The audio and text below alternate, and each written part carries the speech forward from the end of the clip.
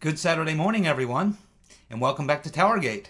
It is Saturday, April the 21st, 2018, TowerGate Day 406. Thank you so much for tuning in. You're going to be glad you did. Andrew McCabe's attorney says he is going to sue the Trump administration for wrongful termination and defamation. Right. Well, this tells you that he is desperate, absolutely desperate. Tells us some other things, but it tells you, number one, that they are desperate. First of all, Trump never fired Andrew McCabe. It was the Inspector General who suggested to the FBI's own people, their own internal group that decides these things. They looked at the IG's evidence and said, yes, we have to fire McCabe. It was the FBI that fired McCabe. The group of professional conduct or whatever they're called, they are the ones who gave the order to fire McCabe, not President Trump. And making fun of someone on Twitter is not defamation. Read the law on defamation. It's not making fun of someone on Twitter. But this lawyer, I'll tell you, this is really sad because here's the real truth, and this is sad, but this attorney looks at McCabe. He knows that McCabe and his wife have got about $10-11 million. They know that McCabe's wife's family has got a hell of a lot more than that, and that they will probably leverage as much as they have to try to keep their boy Andy out of the slam. Now, this attorney knows that he sees his client as a wounded animal who's soon to be a carcass laying off on the side of the road that's going to be picked to pieces by the vultures who come in to extract their pound of flesh. And this lawyer simply wants to get as much of it as he can before McCabe goes to the slam. He has no chance of saving McCabe from jail. He might go out in the court of public opinion and convince McCabe that that's the thing to do to win in the court of public opinion. But the fact of the matter is, once these matters go into a criminal trial and into the court of law, that is what people will be paying attention to. And in the court of law, if the findings are that he is a criminal, he committed crimes, and he's going to jail, that is how people are going to respond to. That's what they'll respond to. And at that point, the only thing that will happen is whatever was in the court of public opinion will go by the wayside, because the court of law will rule the day, and they will own the day. And at the end of the day, this lawyer is going to walk away with probably $10 million in his pocket, and the dying, rotting carcass of Andrew McCabe will go to the slam, and his family will be $10 million poorer than they were. That's the end result of this thing, of this matter. Understand? Good. Let's move on. The Inspector General is now investigating the dishonorable James Comey for leaking classified information. Oh, there's no doubt about that. And he leaked a lot more than that. He was also a participant in the deep state coup, the Hillary Clinton email cover-up, the crime of fixing that for her. He's basically admitted to all these things and admitted to lying and much, much more. In his book and in his speaking tours, he is literally destroying himself. He too is getting bad legal advice, if any at all. The Rotten Reverend Clinton. There is a new book which reveals the Rotten Reverend Clinton cut off pollsters because she didn't like what they were telling her. There is a new book coming out by the New York Times reporter Amy Chozick, who covered the Clinton campaign. She writes in her book that pollster John Anzalone reminded the Rotten Reverend Clinton daily that half the people in the country disliked her. The Rotten Reverend Clinton told Anzalone, I am getting tired of hearing about how nobody likes me. So then she cut off the pollsters that were telling her the truth. Also, on election night, Chozick is stating that when it became clearer that she was not going to win the election and that she was definitely going to lose, the rotten Reverend Clinton said, quote, "They were never going to let me be president." That's right, Reverend. The American people were never going to let you anywhere near that office.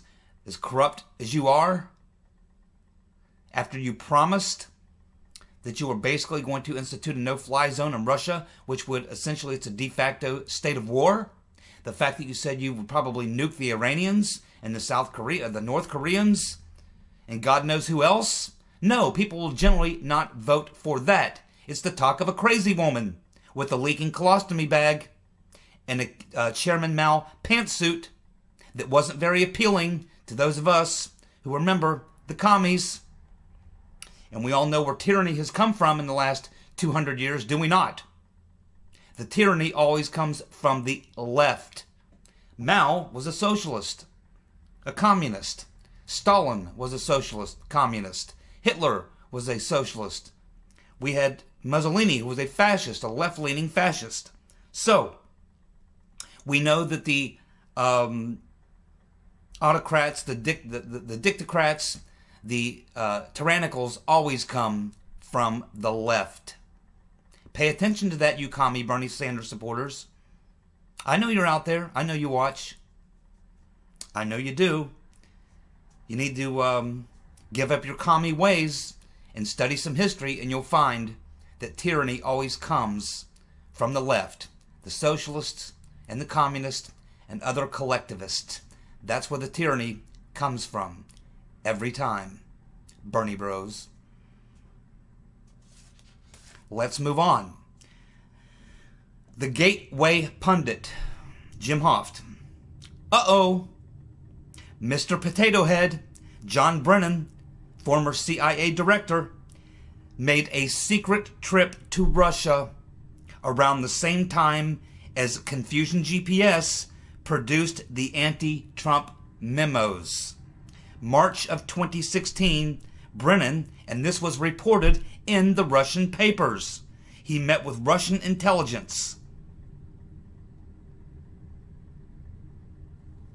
The game is almost up for Mr. Potato Head.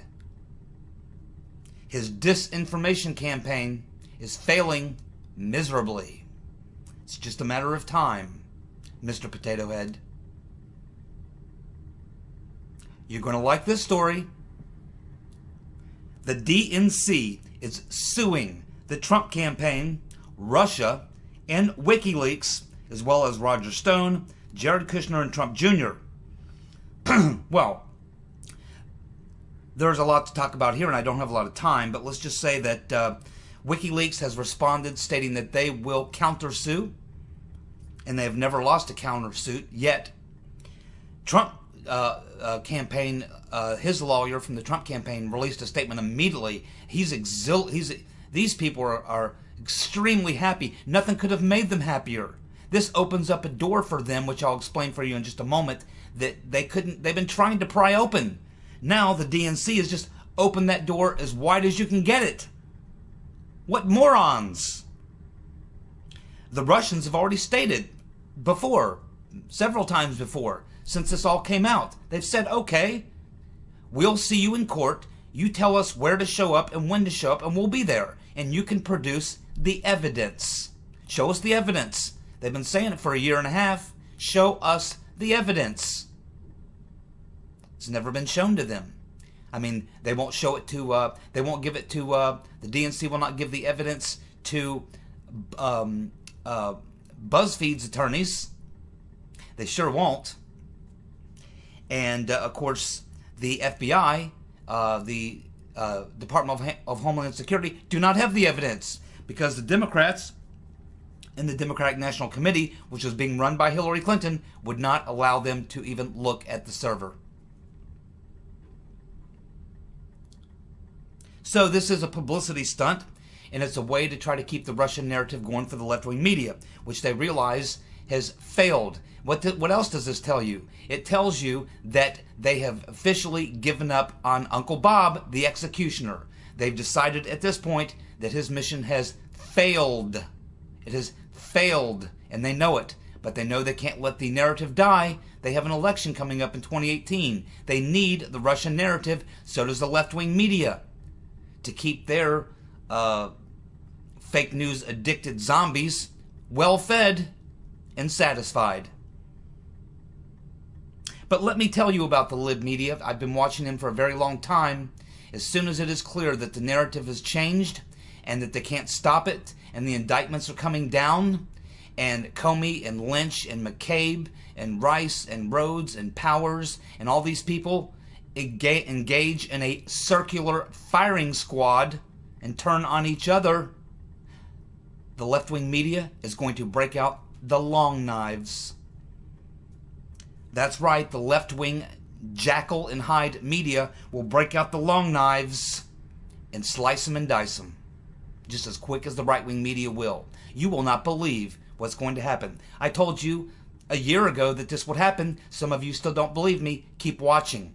I also told many of you, and you know from watching my videos, if you've been watching for about a year or so on my videos, I told you from the very beginning that to keep the faith, when the chips were down, and with some pretty dark days there for a solid year when it was nothing but Trump, Russia, Mueller, and the whole 9 yards. And I said, just stay with it, folks, and keep the faith, because eventually all the propaganda and the lies will fall away and the truth will rise to the surface and everything will change. I told you that a year ago, and now we can see this happening. Don't lose faith. Stay with me on this. I won't lead you down the wrong path, I promise you. So, this is why this is the greatest thing that the Republicans, the Trump campaign could ever have hoped for, and WikiLeaks, and the Russians. Exactly what they've wanted. Because let's understand the civil court. This is not a criminal process. This is a civil litigation. And here's how things work. When the plaintiff files a civil complaint in civil court for damages, which is what this is, against a defendant, in this case the Trump administration, Russia, WikiLeaks, and all the rest, the charges that you make are then noted. And we know the charges that they have made, that the Trump campaign worked with the Russians to hack the DNC, to give that stuff to WikiLeaks so they could release it so that it would hurt the rotten reverend. That is what they state in their civil suit. Which means that now the defendant, which is the Trump campaign, Russia, WikiLeaks, Manafort, Stone, Kushner, they all their attorneys in the discovery process, which is the process they go through where they have to present their evidence to each other. Now, all these people who are the named defendants, their attorneys will get to go to the plaintiffs and say, okay, you've made these charges. Now, as a part of this discovery process, you need to show and produce your evidence. At which point, the defendant's attorneys will be able to subpoena those DNC servers, which is exactly what Trump and Trump Jr. have been tweeting about for a very long time. WikiLeaks has been tweeting about it. I don't know about the Russians, but they probably understand this as well. And Mr. Gubarev would love to see that. BuzzFeed would really love to, well, they think they would. They really don't. But this is why this is an insane move by the Democratic National Committee. I don't know what in the world they're thinking. Maybe they think they can drag this out in litigation until after the elections. So if they do end up with pie in their face, it'll be after the fact, by which time they can jerry-rig everything because they'll be back in charge in the Congress. But I don't think it's going to work that way. I really don't. In this type of a suit, one of the very first thing that happens is once they get together and the plaintiff makes the charge, the next thing that happens is they begin the discovery process. This will likely be unfolding over the early and middle months of the summer, June, July, and August. In which case, these attorneys, and there's going to be a bunch of them, are going to be getting the judge, and the judge will comply because the charge has been made.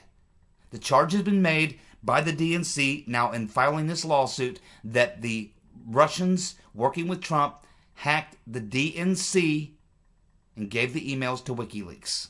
They've made the charge. Now they must produce the evidence, and the defendants' attorneys will have the right, and it will be granted, the subpoena will be granted to look at the findings. They'll also be pointing out that the findings were not done by the FBI or any agency of the government, but by a private third party hired by Mr. Elias of Perkins Coie, using CrowdStrike, whose owner of the company, their main guy, their main IT guy, is a Putin-hating, Russian-hating Atlanticist who is heavily biased in favor of Clinton. They are going to get, through subpoena, all the documents showing what happened with that server, and you can bet that the defendants will have the very best IT people in the world going through that and making some sort of a determination. And that's where that case will end. I can promise you that. Now, I got to tell you, I got to think that Obama and the Clintons and other people who are now involved in possibly being criminally indicted, this is the last thing that they wanted to see. This is the last thing that Comey wanted to see, the last thing that Brennan wants to see, the last thing that Clapper wants to see. Thank you very much, Democratic National Committee. You've just given us what we've been begging for a year and a half. Thank you very much. Comey admits on Colbert that the FBI did not have time to check all 650,000 emails before the election. Why would he say that? Why would Comey say that? Remember, 11 days before the vote, he sent the Comey letter and reopened the Clinton email investigation. We now know why. Because he had to. They sat on it for 5 weeks, but the NYPD said, hey, either you come out and do this investigation or else. You can't sit on it any longer, or we're going to take some action. We're going to come out, make it public, or whatever. Comey was forced to reopen the investigation. But then he gave it the all clear 2 days later. And everyone said, how in the world could he go through 650,000 emails? Well, he couldn't. He couldn't and didn't.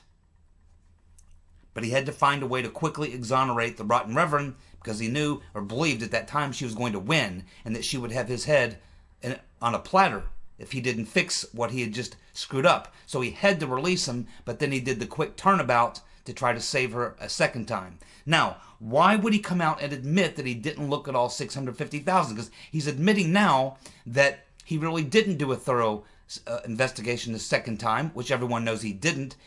Everyone assumed that, but now he comes out and admits it. Why would he do that? Well, the only reason I can think of is because he suspects that maybe some of those 650,000 emails have some pretty naughty stuff on them, some very nasty stuff, some stuff that could be very incriminating, and he wants to make sure that he can say, oh, well, yeah, that stuff, oh boy, that's some bad stuff. Well, you know, I didn't see that. We didn't look at that. We must have missed that stuff. Yeah, we didn't see it. In fact, watch my interview on TV. You'll even see where I said that we didn't look at all of them. That's my guess. What do you think? The Democrats have announced their Democratic Dream Platform for 2018 and 2020, what they're going to run on. You ready for this? Okay, if you're eating right now or taking a drink, I'll give you a second. You don't want to be eating or drinking, swallowing when I tell you this. I don't want to cause asphyxiation. Okay, here we go. Swallow it now, chew it later. The Democrats have announced their Dream Platform for 2018-2020. You ready?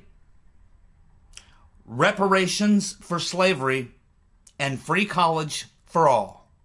Reparations for slavery and free college for all. Woo! I know that Pelosi is senile. Madam Botox is out of her mind. So this shouldn't surprise us. And we know that Cucky Chucky Schumer probably things didn't go well with the oil. He probably had a bad experience. Maybe he has a very peculiar uncircumcised penis and could have psychological effects. I don't know. There's a reason for all this. Maybe he too got a wedgie when he was a child. I can't explain this, but something's bad wrong here. People can't be this stupid. So I guess we're going to add reparations for slavery and free college for all on top of sanctuary cities, open borders, and banning firearms. Wow, that should turn out to be, that should get that blue wave in motion, huh? Yesterday, there was a joint statement released by, on 420, get that, a joint statement released on 420, by Goodlatte, Gowdy, and Nunes, stating the following, that the Comey memo proves Director Comey never felt obstructed or threatened from his relationship with the president. The memo proves that leaked at least one of the memos for the stated purpose of getting a special counsel. Comey leaked at least one of the memos for the stated purpose of getting a special counsel. The memo shows that there was...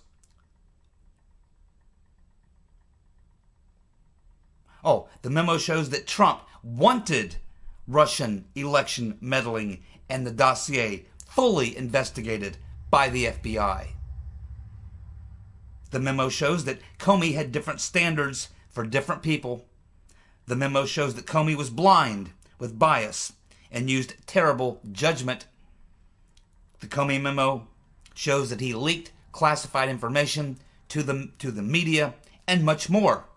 It's pretty redacted, but I tried again to read some of it, and the second time I did a little better than the first time, but hopefully we'll get a more unredacted version. My guess is that the leaders of these committee got a much better version than we got, probably a lot less redactions in it. Now, the thing I want to focus on mostly for this video, and I have about 5-7 minutes to do that,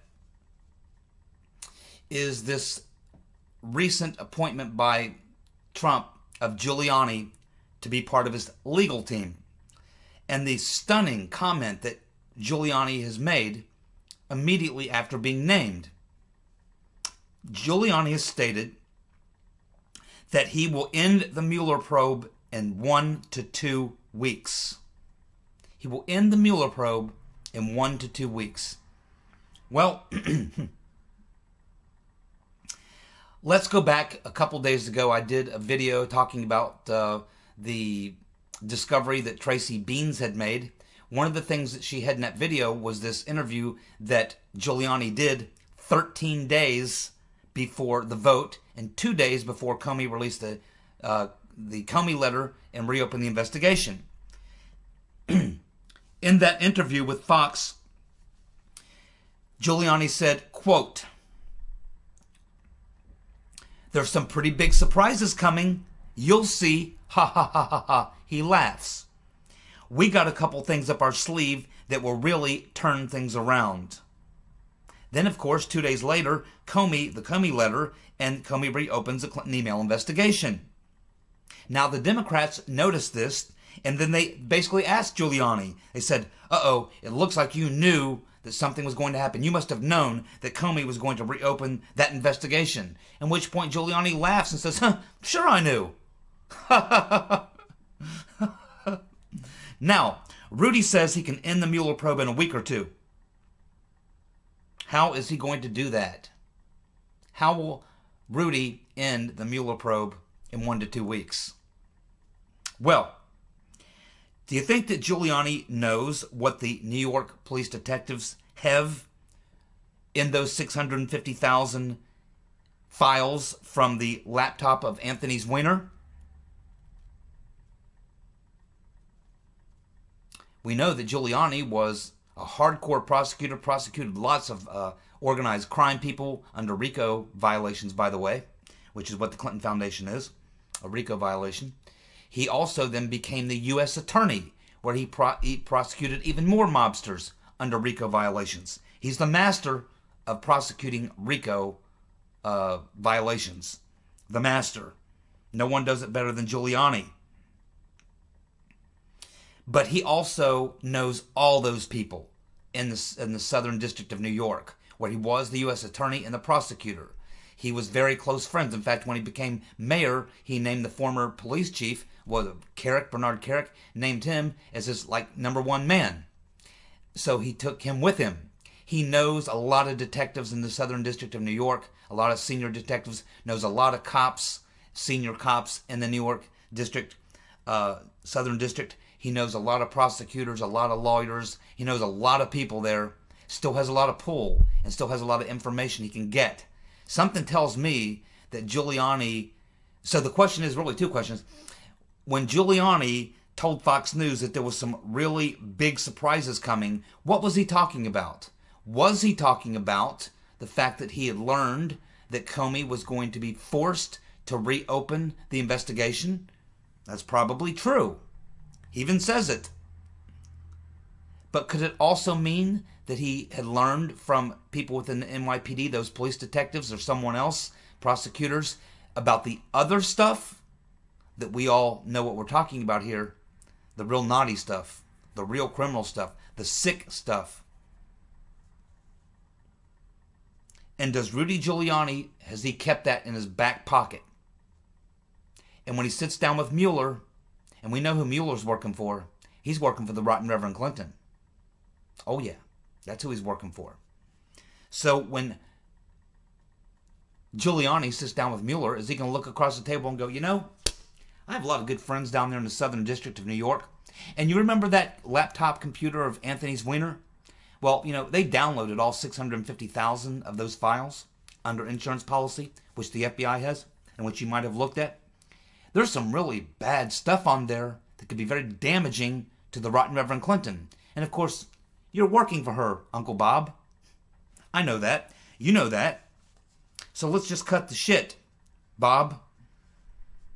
You either drop this investigation, wrap it up and call it quits, or some of this stuff that's very damaging to the rotten Reverend Clinton may find its way to the surface. What do you think about that, Uncle Bob? So, the Democrats want to push this. Do you think they really want to go down this road? Maybe these stupid Democrats do not know what Giuliani knows. But they sure are pushing it. So the question is, will Rudy drop that truth bomb? If Mueller thinks he's bluffing, he won't really do it. He's got to be as terrified of the Clintons as me and everyone else. I don't think so. I mean, when Rudy Giuliani was prosecuting, both as the U.S. attorney and as the chief prosecutor there, prosecuting these mobsters on racketeering, they were threatening to kill his family, him, his friends, everyone he knew. Prosecutors threatening to blow stuff. I mean, he had constant security, his family, his extended family, his parents. I mean, everyone was threatened, and he never, ever backed off. I don't think he's afraid of the rotten Reverend, and we know he despises her. What if Uncle Bob tests Rudy?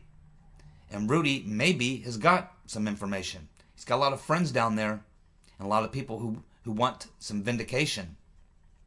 They might say, hey, Rudy, I think I might be able to slip you a couple of them files. You know, some of the ones where they're talking about Hillary going to the island on 6 occasions. There's some talk in here, maybe some video or maybe some pics of the rotten Reverend with some children. There might be some things there that you might want to look at, Rudy. So, hey, we don't know what Rudy's got. But for him to come out and say that he is going to end the Mueller probe in 1 to 2 weeks, it's a lot more than just good negotiating skills. He's got to have something to be that confident. He's got something. He has got something. My oh my. It's getting quite interesting. I told you guys to buckle up. Wow. Okay, so I had a commenter, Spectre, and I suspect he's from Europe, maybe Sweden, who asked me to comment on Sweden. Well, as you know, I'm a huge fan of ABBA, and they are from Sweden. Love ABBA. And, of course, we don't talk a lot too much here unless it's in the main forefront of the news because we try to stay focused on the TowerGate and the issues, the FISA abuse, the surveillance, the deep state coup, all that. That's where I focus most of my attention because you can't focus on a million things at once. Then it gets all distorted and none of us can follow anything. What I try to do is the opposite. I try to focus on a specific group of things. I let other people talk about a million other things. It's like George Webb. I love him. He's a great guy. But when I watch a George Webb video, when I get to the end of it, I'm more confused than I was at the beginning. I don't want that to happen to my viewers. I want to bring them the information, but stay focused on a target. Because you can't have yourself focused on a million things at once. You'll never get anywhere. You'll just spin around in circles, regardless of what that is. If you have an objective, you focus your mind on that objective and you work that objective. That's what I do. I don't want to get distracted with a million other things. So I don't get into a lot of foreign policy. But I will talk a little bit about Sweden because it was a request. And it is an interesting situation going on in Sweden. As most of you know, a lot of bad things have been going on in Sweden. We've heard these reports months and months ago about the fact that there were no-go zones. This was denied by the EU and by the officials in Sweden. But now they admit it. They don't call them no-go zones. They call them, what are they referring to them as? They call them vulnerable areas. So they won't use the word no-go zone, but they're using the word vulnerable areas, of which there are approximately 60. And especially in and around Stockholm, which is the major city in Sweden.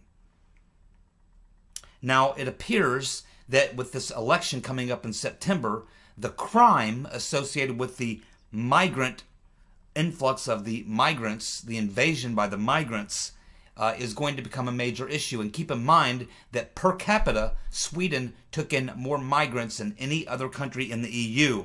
And it has turned that country into a crime zone with over 60 places where you literally cannot go. No-go zones unless you want to be killed or violently beaten or raped or something.